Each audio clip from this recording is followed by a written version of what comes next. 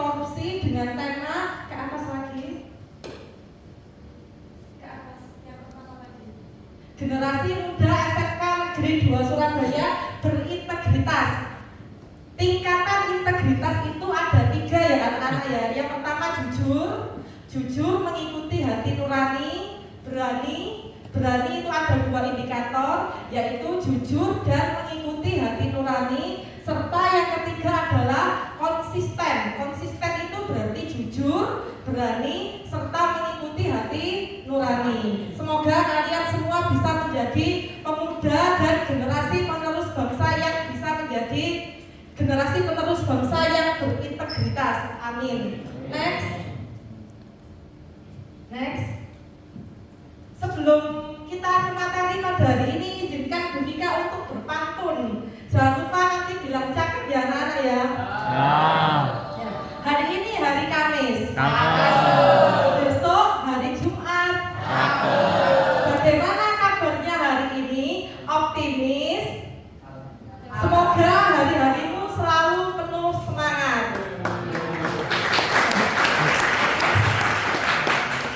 Agar kita semakin semangat, mari semuanya berdiri, kita tepuk semangat dulu. Ikuti instruksi saya ya anak-anak ya. Kita ice breaking terlebih dahulu. Jika Bu Vika bilang tepuk 1, yes. Tepuk 2, oke. Tepuk 3, semangat. Tepuk 4, konsentrasi. Tepuk 5, siap bekerja. Kita ulang 1 kali lagi ya anak-anak ya. Ya, biar kita semakin semangat. Tepuk 1, tepuk 2, tepuk 3, semangat. Tepuk 4, konsentrasi. Tepuk 5, siap bekerja. Siap belajar kan? Siap. Next. Silakan duduk kembali. Ya.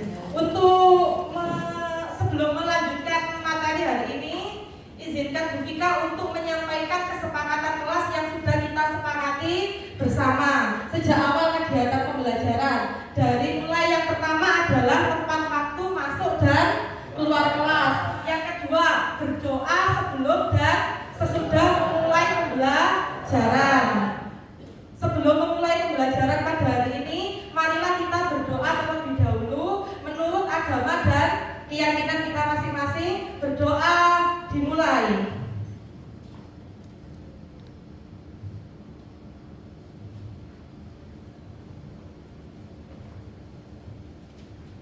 Berdoa selesai. Yang ketiga, menyimak penjelasan dari guru. Yang keempat, bertanya jika tidak mengerti. Yang kelima, empati terhadap sesama teman.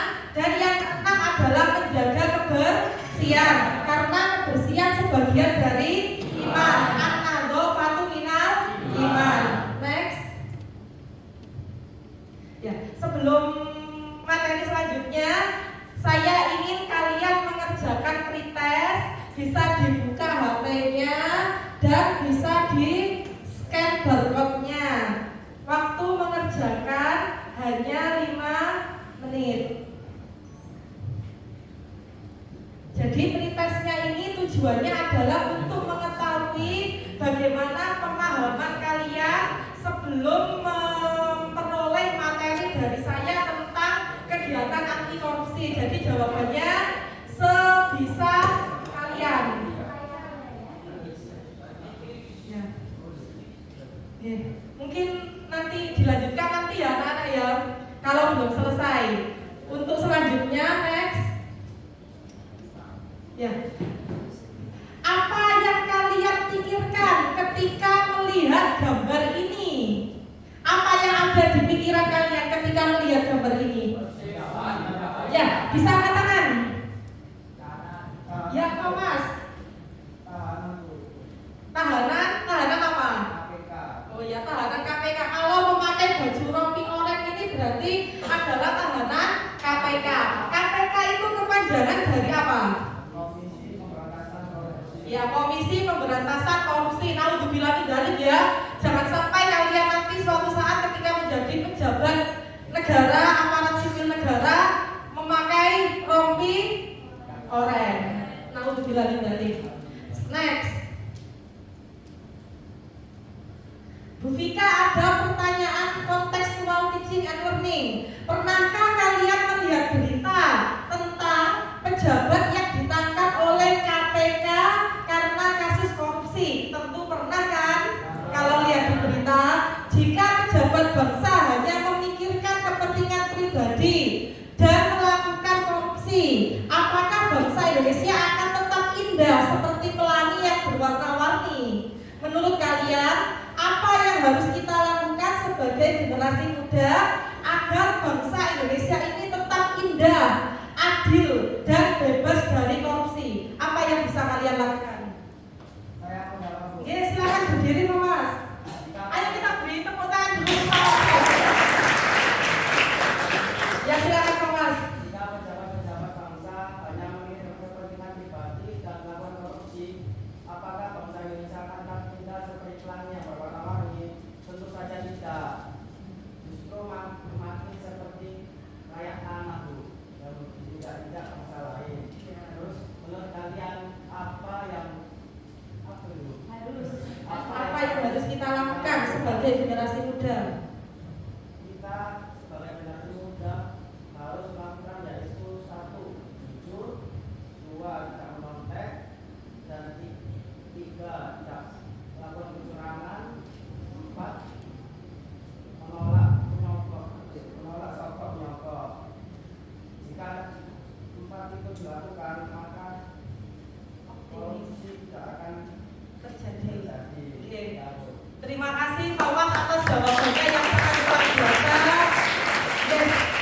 Bisa duduk kembali. Jadi benar apa yang disampaikan oleh Fawas tadi, sebagai generasi muda penerus bangsa yang kelak nantinya kalian akan menjadi penerus bangsa ya anak-anak ya. Mulai dari sekarang lakukanlah tindakan yang anti korupsi. Dari mulai ketika misalkan ujian, jangan sampai kalian mencontek, masuk kelas datang tepat waktu, dan juga apalagi Fawas tadi? Tidak melakukan tindakan kecurangan dalam hal apapun. Jika Indonesia bisa seperti ini para pejabatnya, insya Allah pasti akan terbebas dari yang namanya tindakan korupsi. Next, Fawas. Ya. Selanjutnya kita akan belajar tentang pengertian faktor dan teori penyebab korupsi. Next. Apa itu korupsi? Nah, korupsi itu adalah istilah yang mungkin kita sering mendengar di berita-berita televisi, di Instagram, di media sosial. Tapi sebenarnya apa itu korupsi? Korupsi itu berasal dari bahasa Latin, yaitu corruptio, yang artinya busuk, rusak, menggoyahkan, serta memutar balik. Korupsi itu adalah penyelewengan atau penyalahgunaan jabatan demi kepentingan pribadi atau orang lain, termasuk keluarga dan kerabat terdekat. Next. Nah, ini adalah berita contoh kasus korupsi yang dilakukan oleh suaminya Sandra Dewi, yaitu Harvey Mois, yang menurut saya negara rugi 606,47 triliun. Bayangkan jika uang itu berada di ruangan ini, mungkin tidak akan cukup. Ya, ya. Ini adalah korupsi dalam hal penyelewengan jabatan. Next. Bayangkan ya anak-anak ya, 271 triliun bisa beli apa saja. Contohnya ya, bisa beli 15 juta new Honda Beat, bisa beli 246 unit pesawat, 1 unit kapal induk setara Gerald Export, bisa beli 64 pemain sekelas, yaitu bisa membangun 60 stadion setara Jakarta International Stadion, dan juga bisa memberikan bantuan 1.172.973 unit rumah subsidi kepada masyarakat yang membutuhkan. Sekarang jika ada pertanyaan, bagaimana tanggapan kalian terhadap kasus korupsi yang dilakukan oleh Harvey Mois? Ya silakan Rafa. Di sini kasus Suaranya agak keras ya. Di sini kasus Harvey Mois terkait korupsi timah menimbulkan banyak pro kontra, baik karena dari segi kerugian negara, dampak lingkungan maupun hukum dan gambaran kerugian dari kasus ini estimasi mencapai 200 T lebih. Pada awalnya hukum Mois hanya difonis hukuman 6 tahun penjara, dan pada akhirnya vonis tersebut berubah menjadi 20 tahun penjara oleh Mahkamah Banding. Tapi Mois sempat mengajukan upaya hukum kasasi, namun upaya itu ditolak Mahkamah Agung sehingga putusan 20 tahun tetap berlaku. Ya. Beri aplaus untuk Rafa. Jadi, ya silakan untuk Rafa. Mungkin ada yang mau menanggapi terkait dengan yang disampaikan oleh Rafa. Ya, jika tidak ada, benar apa yang disampaikan Rafa tadi, bahwa tindakan korupsi yang dilakukan oleh Harvey Mois itu menyebabkan banyak sekali kerugian. Bayangkan jika uang ini dibelikan ini bisa membantu masyarakat yang tidak mampu, bisa memberikan makanan bergizi gratis kepada masyarakat yang membutuhkan, bisa diberikan bantuan langsung tunai, bisa membangun jembatan yang rusak, bisa membangun fasilitas sekolah yang rusak. Makanya korupsi itu adalah kejahatan yang luar biasa. Karena korupsi itu tidak boleh dilakukan, jangan sampai ya. Next. Filosofi dokter. Untuk mengetahui faktor penyebab korupsi itu kita bisa menggunakan filosofi dokter, yaitu kenali gejalanya, ketahui penyebabnya untuk bisa mengetahui jenis penyakit dan menentukan obat yang tepat. Next. Faktor penyebab korupsi ada banyak ya anak-anak ya. Dari mulai gaya hidup 394 kasus, dari mulai tekanan dari pasangan hidup suami istri yang menyuruh untuk melakukan tindakan korupsi 199 kasus, tekanan keuangan karena harus membayar shopping paylater dan lain-lain sebagainya, kebutuhan dasar, percintaan, dorongan anggota keluarga, pangkat, jabatan, kedudukan, karena power tends to corrupt, kekuasaan itu cenderung korupsi. Makanya korupsi itu seringkali dilakukan oleh pejabat atau aparat yang memiliki wewenang atau yang memiliki kekuasaan, yaitu tadi pangkat, jabatan, dan juga kedudukan. Hobi belanja menempati 7 kasus, dan juga pressure atau tekanan dari atasan atau jabatan. Kalau kamu masih ingin kerja di tempat saya, maka harus melakukan apa yang saya perintahkan. Itu adalah faktor penyebab korupsi dalam hal tekanan atasan atau jabatan. Next. Mungkin ada yang ditanyakan, bisa katakan ya anak-anak ya. Selain itu, faktor-faktor penyebab korupsi ada 5. Yang pertama adalah faktor ekonomi, untuk memenuhi kebutuhan ekonomi. Padahal jika dilihat, aparat negara itu gajinya juga tidak sedikit. Ya karena ada faktor keserakahan. Faktor sosial, korupsi dianggap biasa, sehingga diterima di lingkungan masyarakat, karena masyarakat menganggap bahwa korupsi ini adalah sebuah budaya yang biasa terjadi.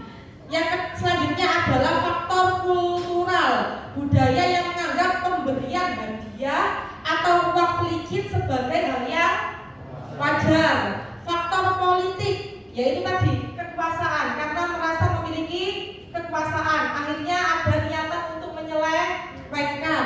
Dan yang terakhir adalah faktor hukum, karena sanksi yang diberikan oleh pejabat pemerintah atau sanksi yang tertera di undang-undang masih belum kuat atau belum tegas, sehingga masih banyak kasus korupsi. Makanya ini semoga bisa disahkan yang namanya undang-undang perampasan aset, agar para koruptor di Indonesia bisa ada efek jerah. Next. Ya, teori penyebab korupsi itu ada 3 ya anak-anak ya. Menurut pendapatnya dari Pentagon Fraud,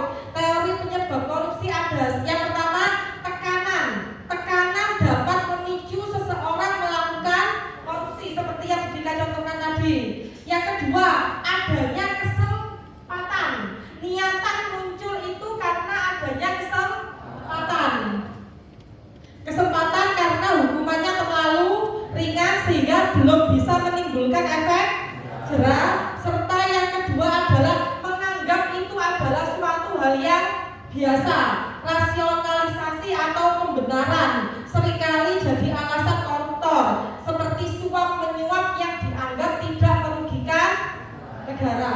Next. Studi kasus, ayo kita diskusikan. Saya minta tolong kepada Amel untuk dibacakan studi kasus yang ada di atas.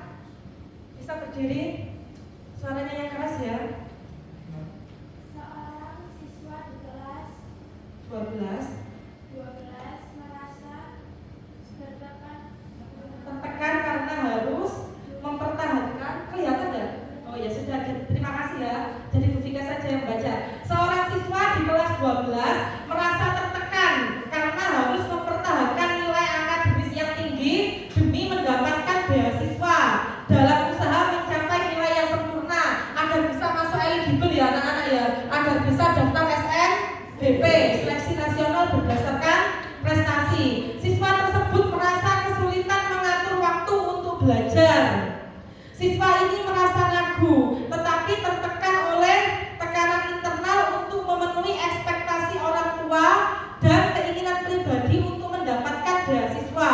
Selain itu, ada juga tekanan eksternal dari teman-temannya yang berpendapat bahwa semua orang melakukan itu demi mencapai tujuan mereka. Akhirnya, siswa tersebut memutuskan untuk mencontek demi meraih nilai yang tinggi, meskipun mereka tahu bahwa tindakan itu tidak benar. Jadi dalam kasus ini adalah yang perlu digarisbawahi adalah dia merasa tertekan karena ingin mendapatkan nilai tinggi, akhirnya ada niatan untuk mencontek. Pertanyaannya, bagaimana tanggapan kalian terhadap kasus di atas? Dan apakah itu termasuk bagian dari pressure? Seperti contoh teorinya dari Pentagon Freud tadi. Ya silakan Mas Rian, berdiri nak. Kasus tersebut termasuk pressure karena siswa mengalami tekanan internal berupa tuntutan menjaga nilai tinggi demi beasiswa dan harapan orang tua, serta tekanan eksternal dari lingkungan yang menganggap bahwa mencontek itu hal biasa, sehingga siswa tersebut terasa terhimpit sehingga memilih jalan pintasnya dengan mencontek, meskipun ia sadar bahwa mencontek itu perbuatan yang tidak benar. Jadi ini termasuk bagian dari tekanan ya. Dan boleh dilakukan apa tidak sebenarnya kalau tujuannya adalah agar bisa mempertahankan nilai tinggi agar bisa dapat beasiswa. Apakah bisa dibenarkan mencontek itu? Nah, tidak bisa dibenarkan. Beri tepuk tangan untuk Rian. Jadi seperti yang disampaikan Rian dan Rafa, anak-anak perlu diketahui bahwa mencontek itu adalah bagian dari korupsi atau ketidakjujuran. Karena nilai integritas tadi, nilai integritas dari korupsi adalah berperilaku jujur sesuai hati nurani. Jadi setelah ini kan minggu depan kita melaksanakan ujian tengah semester. Alangkah baiknya wajib bukunya untuk mengerjakan sendiri, jangan sampai ada niatan untuk melakukan mencontek dengan tujuan apapun, agar kalian bisa mempertahankan integritas diri kalian. Next selanjutnya. Ya, ini ada pesan moral. Tindakan siswa tersebut termasuk dalam kategori pressure, baik dari dalam diri maupun dari luar. Dalam situasi seperti ini, penting untuk tetap berpegang teguh pada nilai-nilai kejujuran dan mencari cara yang lebih sehat untuk mengelola tekanan. Ingatlah anak-anak bahwa keberhasilan sejati datang dari usaha yang tulus dan integritas, bukan dengan cara yang curang seperti mencontek. Next. Ini ada video.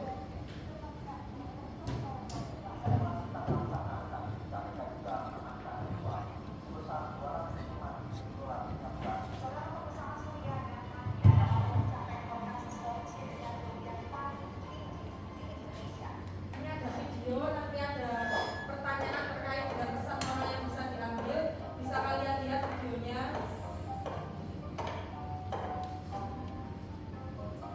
Ketika melihat video di awal tadi, apa yang Anda pikirkan? Ya, korupsi. Sebuah tindakan yang dapat merugikan semua pihak.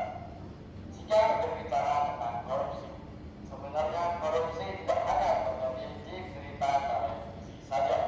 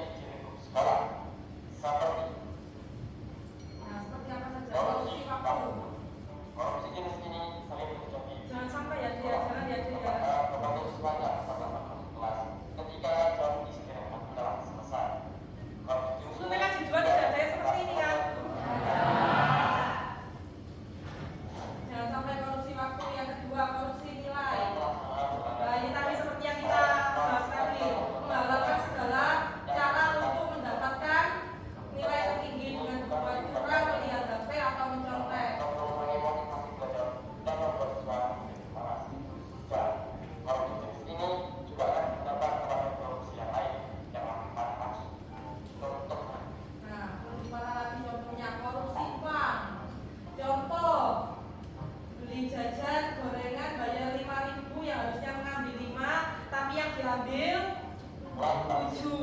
jika sudah terjadi hal demikian, apa manfaatnya? Apakah solusinya? Dan apakah korupsi bisa dihindari? Ya, tentu bisa. Pertama, kita harus mulai dari diri kita.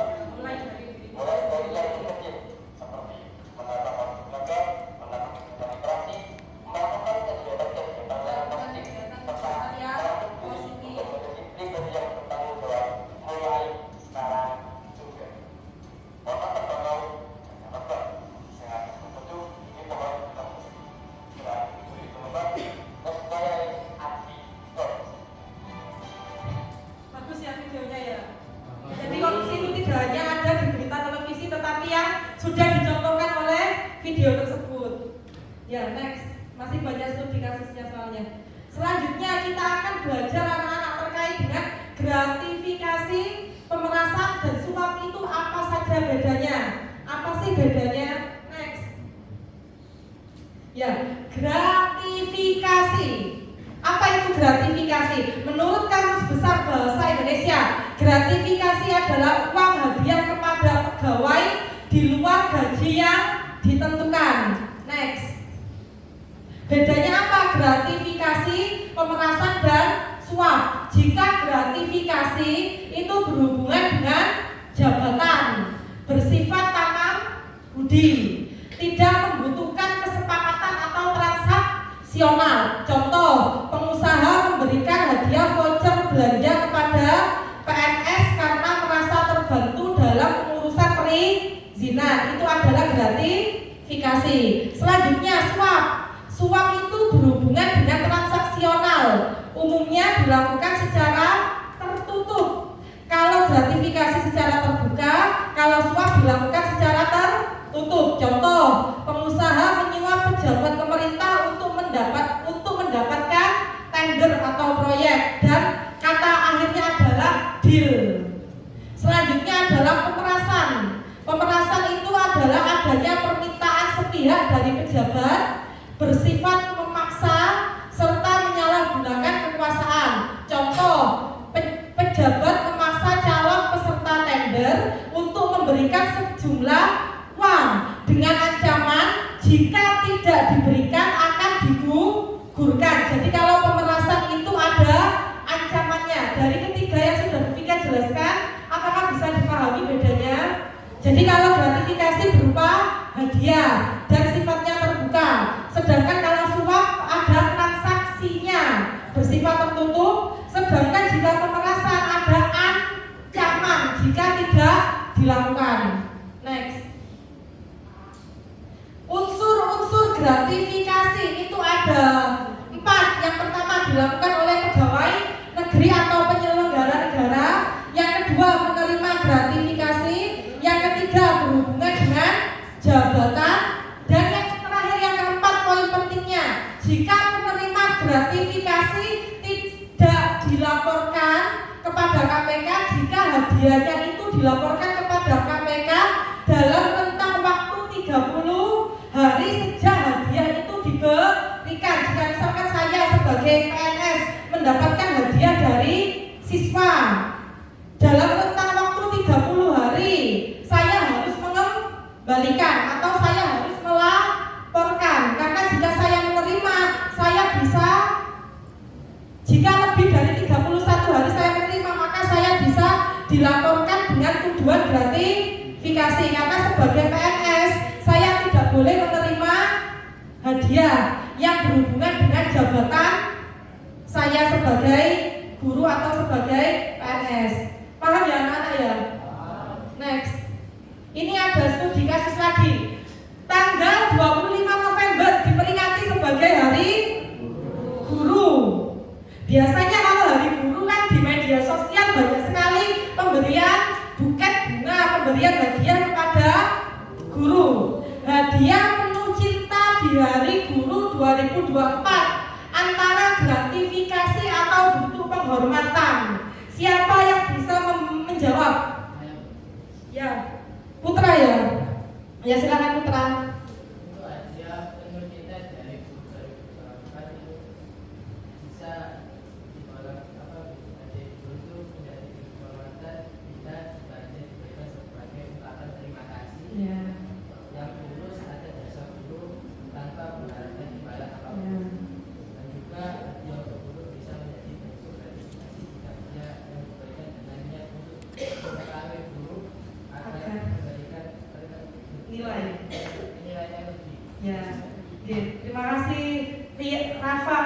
Oh, Putra, beri tepuk tangan untuk Putra.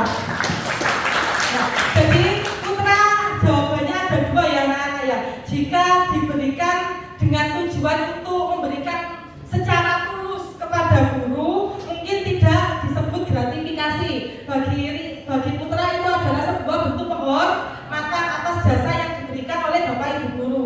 Tetapi akan menjadi unsur gratifikasi jika ada embel-embelnya. Bu, sudah saya beri bunga, nanti jangan lupa ya Bu ya, nilainya ditambahi 90 ya Bu ya. Nah itu berarti ada embel-embel yang diberikan. Tetapi next, perlu diketahui ya anak-anak ya, KPK, guru terima hadiah dari siswa atau orang tua saat kenaikan kelas termasuk bentuk dari gratifikasi. Jadi KPK sudah memberikan instruksi tegas kepada Bapak Ibu guru, kepada masyarakat untuk tidak memberikan hadiah dari siswa atau orang tua. Jadi bisa disampaikan ya anak-anak ya kepada orang tua kalian pada saat kenaikan kelas, pada saat hari guru untuk tidak memberikan hadiah kepada Bapak Ibu guru, karena nantinya pasti akan Bapak Ibu guru mungkin akan bisa berperilaku tidak adil karena hadiah tersebut, seperti yang disampaikan oleh Putra tadi. Next, ini pesan moral: jaga integritas dan kejujuran. Memberikan gratifikasi atau hadiah kepada Bapak Ibu guru dapat merusak hubungan dan menciptakan ketidakadilan. Ya karena tadi ada embel-embel nilai. Misalkan Putra memberikan hadiah ke saya dengan Rafa yang tidak memberikan hadiah ke saya, misalkan ya ke Bapak Ibu guru, maka pasti akan jelas berbeda penilaiannya ya anak-anak ya. Jadi mulai sekarang bisa kita lakukan dari diri kita sendiri, bisa kalian sosialisasikan kepada Bapak Ibu wali murid, orang tua kalian untuk tidak memberikan hadiah kepada Bapak Ibu guru pada saat momentum hari guru atau kenaikan kelas atau momentum yang lainnya. Karena pendidikan itu harus adil, tanpa imbalan atau pengaruh, demi keberhasilan pendidikan yang sebesar-besarnya. Next, bener ya? Studi kasus untuk kita diskusikan lagi. Seorang siswa kelas 10 menerima hadiah berupa tiket bioskop dari teman sekelasnya setelah berhasil mengerjakan tugas matematika. Namun beberapa hari setelahnya, teman yang memberikan tiket bioskop tadi meminta bantuan serupa untuk tugas lainnya. Jadi setelah memberikan tiket bioskop, teman itu meminta tolong lagi untuk mengerjakan tugas yang lainnya. Beberapa teman lainnya merasa kurang nyaman dan bertanya-tanya, apakah hadiah yang diterima tadi dapat mempengaruhi hubungan antar teman di kelas. Pertanyaannya, apakah tindakan siswa yang menerima hadiah dari teman sekelas itu disebut gratifikasi? Dan bagaimana hal ini dapat mempengaruhi hubungan antar siswa di kelas? Siapa yang bisa memberikan jawaban? Ya, Anissa ya. Tindakan siswa tersebut bisa disebut sebagai gratifikasi karena pemberian hadiah tiket bioskop itu tidak lagi sekedar ucapan terima kasih, tetapi kemudian menunjukkan dan memberikan pada penyelesaian untuk terus kembali. Hal yang dapat mempengaruhi antar siswa di kelas yaitu 1. Potensi ketidaknyamanan. 2. Hubungan bisa jadi transaksional. 3. Seperti suap tadi ya, akhirnya hubungannya transaksional. Yang menimbulkan kecanggungan. 4. Dampak psikologis. Luar biasa, tanpa baca teks, tanpa buka HP. Tepuk tangan untuk Anissa. Next, jadi benar yang disampaikan oleh Anissa, pesan moral yang bisa diambil: tindakan siswa yang menerima hadiah dari teman sekelas bisa dianggap gratifikasi jika hadiah tersebut diberikan dengan harapan untuk mendapatkan bantuan kembali. Hal ini dapat mempengaruhi hubungan pertemanan meskipun niat awalnya mungkin baik. Oleh karena itu, penting untuk menjaga hubungan yang jujur dan saling membantu tanpa adanya harapan timbal balik yang memberatkan. Gitu ya anak-anak ya pesan moralnya. Jadi kalau memberi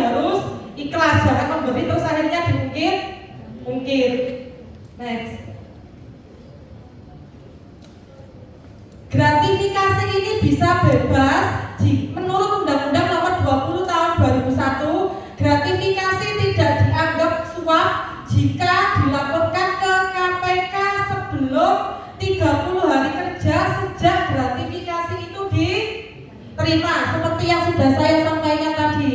Next. Apa bahaya dan dampak korupsi anak-anak dalam berbagai sektor? Next. Ya. Bahaya korupsi. Korupsi merusak bangsa. Korupsi adalah kejahatan yang luar biasa. Korupsi menghilangkan keadilan, dan yang terakhir, korupsi harus diberantas tegas. Harus ada undang-undang perampasan aset untuk para koruptor yang melakukan tindakan korupsi agar ada efek jerah. Setiap warga negara wajib melawan praktek korupsi demi terciptanya Indonesia yang bersih. Next. Apa saja anak-anak dampak korupsi? Dampak korupsi itu banyak ya. Dari mulai dampak ekonomi, jelas. Dampak sosial. Korupsi itu dapat menyebabkan kemiskinan yang harusnya mungkin uang dari pajak negara bisa dimanfaatkan untuk hal-hal yang lebih bermanfaat, untuk fasilitas umum. Akhirnya di korupsi. Contoh BLT, bansos mungkin bisa diberikan kepada masyarakat yang membutuhkan, tetapi dikorupsi. Dampak birokrasi pemerintah, dampak politik, serta dampak penegak hukum. Next, ini ada sebuah gambar. Nah, ini salah satu contoh nyata dampak korupsi terhadap peningkatan fasilitas sekolah dan pendidikan. Harusnya misalkan uang 271 triliun tadi, jika dibuat untuk bangun sekolah mungkin bisa sampai lantai 10 ya anak-anak ya, bisa lebih bahkan. Ya, ini adalah contoh dampak kejahatan dari korupsi. Makanya korupsi dinobatkan sebagai kejahatan luar biasa, karena fasilitas sekolah harusnya bisa dibangun dengan uang negara, tetapi uang negara tadi dikorupsi oleh pejabat negara. Next. Oh sudah, next. Strategi. Lantas apa strategi pemberantasan korupsi di sini? Next, Mas. Bagaimana upaya memberantas korupsi? Upaya memberantas korupsi dari mulai penindakan dengan menerapkan sanksi yang tegas untuk memberikan efek jerah. Yang kedua, dengan melakukan pencegahan, karena mencegah lebih baik daripada mengobati. Mendorong partisipasi aktif masyarakat dalam melakukan pengawasan terhadap kebijakan publik. Makanya kemarin aksi demo itu benar, boleh demo tapi tidak boleh anarkis. Selanjutnya, pendidikan, melibatkan tokoh masyarakat dan agama dalam kampanye anti korupsi seperti pelatihan. Contoh Bu Vika seperti ini memberikan edukasi kepada kalian tentang anti korupsi. Ini adalah strategi pemberantasan korupsi dalam hal pendidikan dan juga pencegahan. Next. Next. Nah, ini belajar PPKN. Bu Vika ini kan guru PPKN. PPKN itu panjangan dari ya, pendidikan Pancasila dan kewarganegaraan. Sebagai warga negara yang baik, kita harus mengamalkan nilai-nilai Pancasila dalam kehidupan sehari-hari. Salah satunya adalah yaitu tadi menerapkan sikap anti korupsi seperti yang sudah kita bahas tadi. Next. Cegah korupsi. Jujur itu hebat. Makanya orang yang jujur itu orang yang mulia di hadapan manusia dan di hadapan Tuhan. Negara Indonesia ini tidak kekurangan orang pintar, banyak sekali orang pintar, tapi kita kekurangan orang jujur. Semoga insya Allah kalau di depan saya ini adalah generasi penerus bangsa yang memiliki karakter bagus, yang anak-anaknya semuanya jujur. Amin. Next. Selanjutnya kita akan bahas tentang integritas dan nilai-nilai anti korupsi. Apa itu integritas dan nilai-nilai anti korupsi? Next. Integritas dan nilai anti korupsi itu ada 9. Makanya di bajunya Bu Vika ini ada simbol atau logo angka 9. Apa nilai anti korupsi? Disingkat dengan jumlah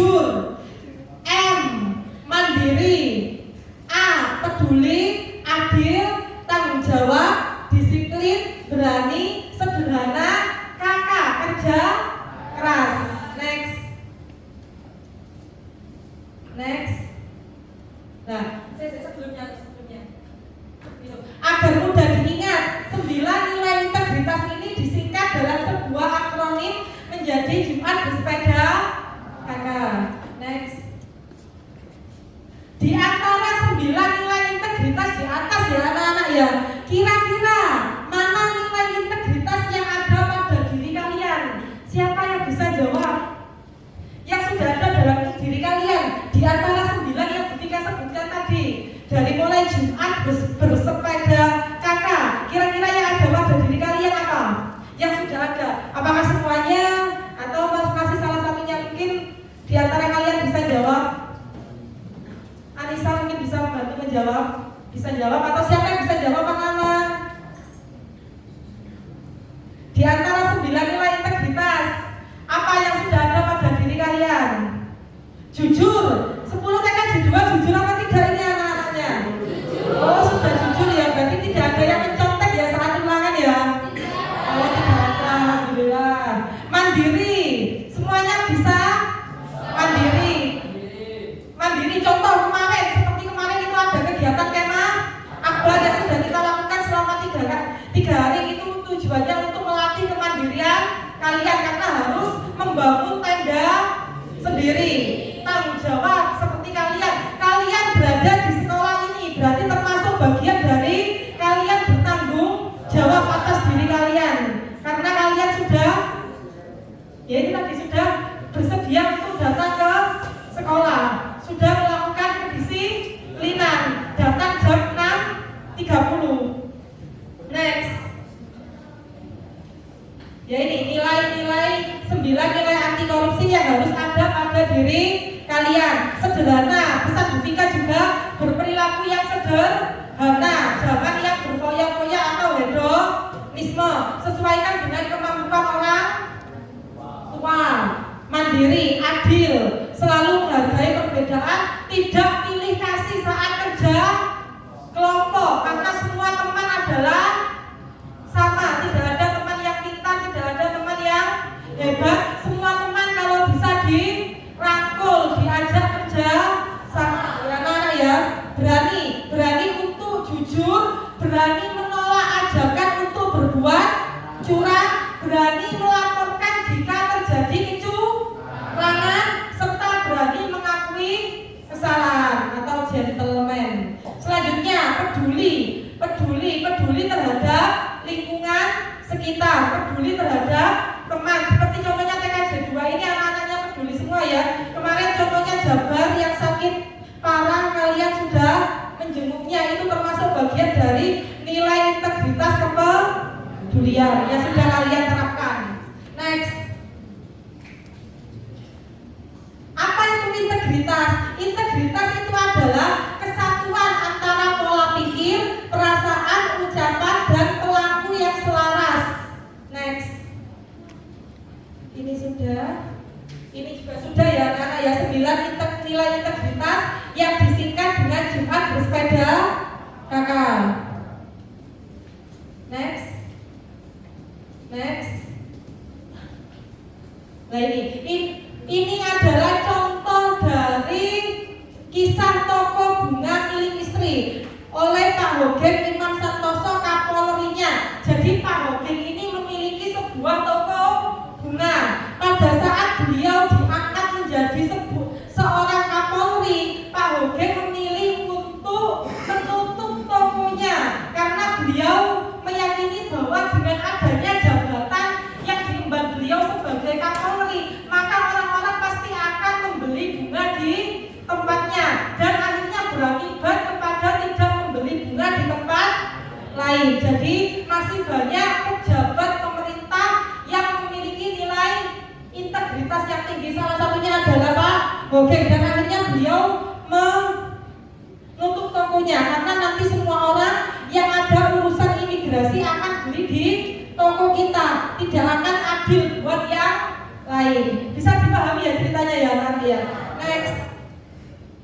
Ini juga ada Pak Baharudin Lopa, seorang jaksa agung Republik Indonesia tahun 2001. Jadi beliau adalah jaksa. Pak Lopa ini pada saat melakukan kunjungan ke sebuah wilayah kerja di sebuah daerah terpencil, pada saat perjalanan pulang, Pak Lopa tadi menanyakan ke ajudannya karena merasa kok bensinnya pada saat berangkat itu isinya tidak penuh. Jadi beliau tanya ke ajudannya, dan ajudan, bensinnya kok penuh, siapa yang mengisi tangki bensinnya ini? Lalu ajudannya bilang, Pak jaksa Pak yang isi bensinnya. Seketika Pak Baharudin Lopa ini meminta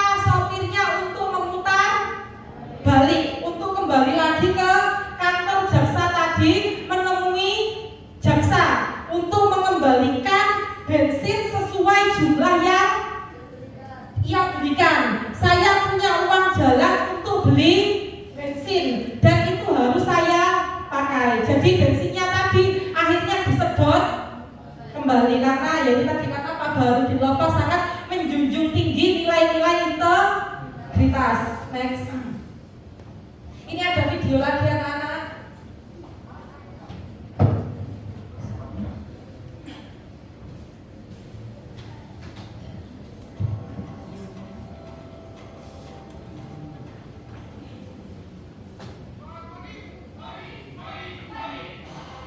Integritas itu berarti mengingatkan orang lain.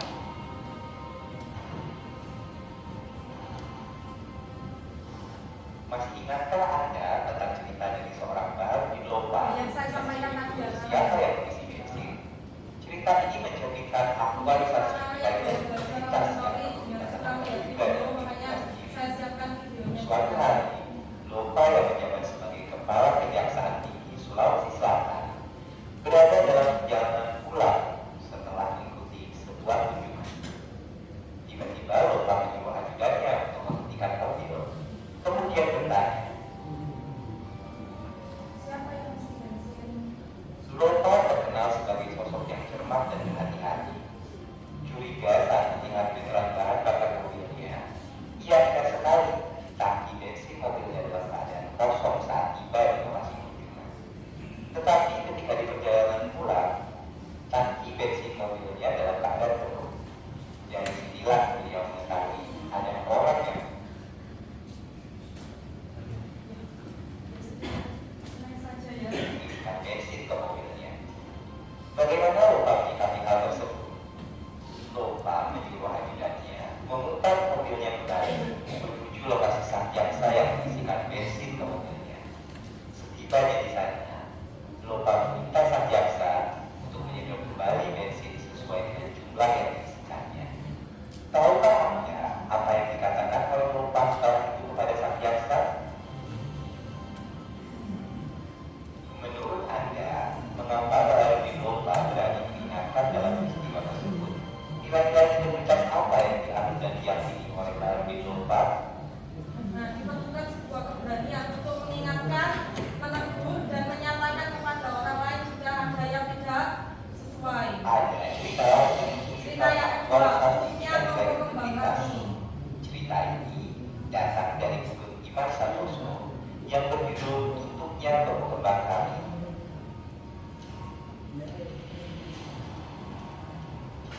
Begitulah protes yang dilontarkan oleh Mary Ruslani, istri Gubernur Iman Jadi Santoso istrinya itu kala sempat protes ketika kepada diminta suaminya suami ketika untuk diminta membantu untuk mereka tokonya itu. pelantikannya sebagai kepala jabatan imigrasi.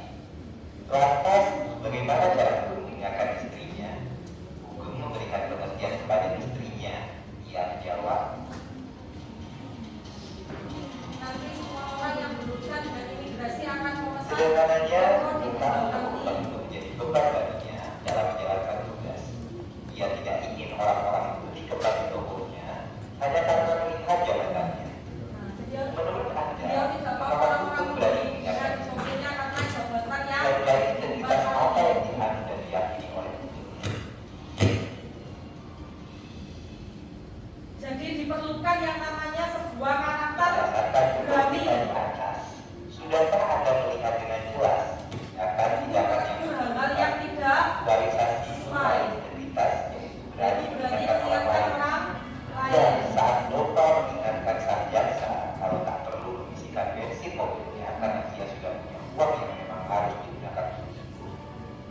Dan saat Gugum berani meminta. Selain tokoh negara, mereka juga ada di sekitar kita. Ada Pak Bakri yang bergaji UMR. UMR-nya mungkin sekitar 3 juta ya anak-anak ya. Penghulu yang bernama Pak Bakri dari Klaten.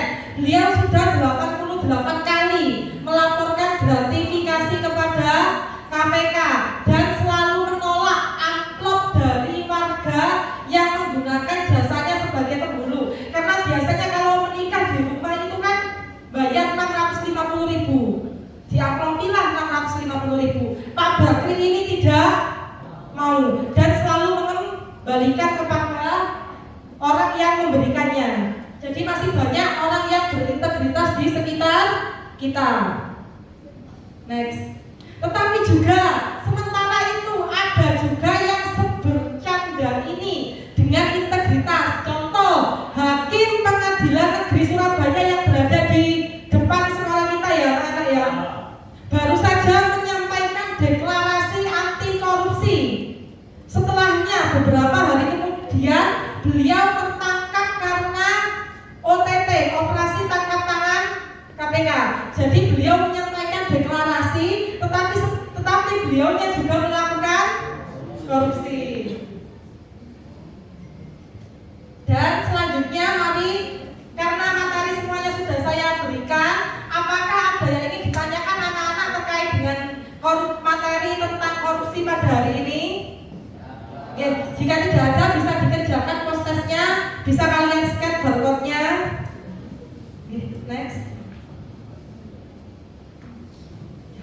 Jika sudah selesai mengerjakan proses, Bu Vika ada refleksi nih. Bagaimana pembelajaran hari ini? Apakah menyenangkan anak-anak? Ya, menyenangkan. Saya ingin pendapatnya dari Gale. Apa bagian yang paling menarik dari pembelajaran hari ini dan mengapa nak? Atau siapa yang bisa jawab? Apa bagian yang paling menarik dari pembelajaran hari ini? Apa nak? Nah, pesan moralnya, bagaimana pesan moralnya? Banyak pesan moral yang bisa diambil agar kita bisa menjadi pribadi yang lebih berintegritas. Dan yang selanjutnya, apa yang akan kalian lakukan agar hasil belajar lebih baik di masa mendatang? Nah, dengan belajar lebih giat, tapi tetap tidak mencontek. Next. Rencana tindak lanjut sebagai wujud dukungan terhadap anti korupsi sebagai pemuda generasi penerus bangsa, agar ada rencana tindak lanjut dari apa yang Vika sosialisasikan pada hari ini. Maka untuk anak-anak yang nantinya dengan gaya belajar visual suka membuat laporan, bisa membuat laporan kegiatan tertulis yang diketik beserta foto kegiatan. Sedangkan untuk anak-anak dengan gaya belajar auditori bisa membuat video sinematik, bisa membuat video contoh-contoh anti korupsi seperti yang sudah kita tonton tadi di awal ya anak-anak ya. Dan yang ketiga, untuk anak-anak yang gaya belajarnya kinestetik bisa membuat sosiodrama pendek perilaku anti korupsi di Indonesia, dan nanti hasil dokumentasi kegiatannya diupload di link Google Drive. Nanti link Google Drive-nya akan Vika kirimkan di grup WA. Selanjutnya nantinya setiap 3 bulan sekali Bu Vika juga akan melakukan kegiatan yang serupa, kegiatan yang sama, sosialisasi penyuluhan, bisa dengan kelas kalian lagi atau bisa dengan kelas yang lainnya. Apalagi di sekolah ini ada 72 kelas.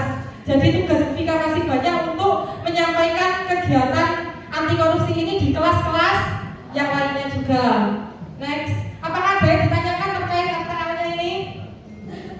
Ya, jika tidak ada, untuk kesimpulan materi hari ini adalah mari anak-anakku berpartisipasi aktif dalam mencegah korupsi. Dengan cara apa?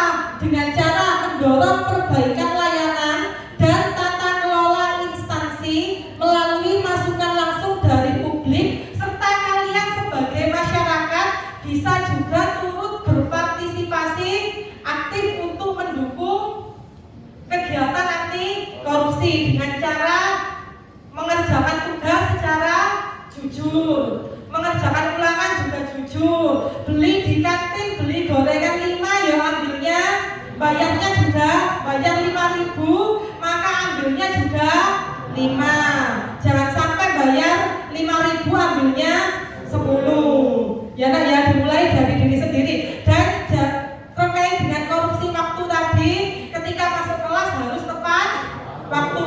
Mulailah dari diri kalian sendiri. Selanjutnya ketika ada quotes, tanamkan pada diri kalian bahwa kita hidup ini harus bisa memberikan manfaat untuk orang lain. Seperti yang saya sampaikan tadi, harus berani mengingatkan orang lain yang berbuat curang, yang berbuat salah. Karena khairun nas anfa'uhum linnas, sebaik-baiknya manusia